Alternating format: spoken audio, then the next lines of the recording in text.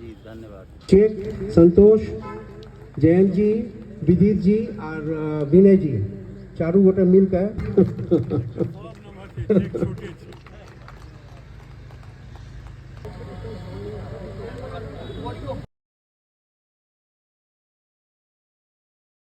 आ ओ हिसाबे धात्री पातसन गाम आगू बढ़े चल जाइत रहल। धात्री पातसन गाम एकटा परिकल्पना थिक जाहिमे इतिहास सेहो अछि, जाहिमे संस्कृति सेहो अछि, जाहिमे संस्कार सेहो अछि, आ जाहिमे अपना धरती के सुगंधि सेहो अछि।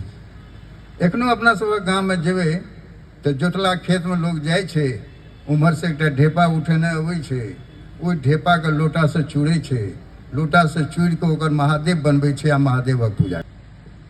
एहि किताबके सबसँ पढ़निहार हमर पत्नी छली है। ओ मैन्युस्क्रिप्ट सबसँ पहिने पढ़ै छली है, आ तकर बाद हमर बेटी सब जेना वंदना पाछूमे बैसल छथि, पुष्पा पाछूमे बैसल छथि, वएह सब पढ़ि कऽ हमरा प्रोत्साहित करै छली है। ओहि प्रोत्साहनक प्रति हम हुनको लोकनिके आशीर्वाद दै छी आ अपनेके प्रति हम आभार व्यक्त करै छी। बहुत बहुत धन्यवाद।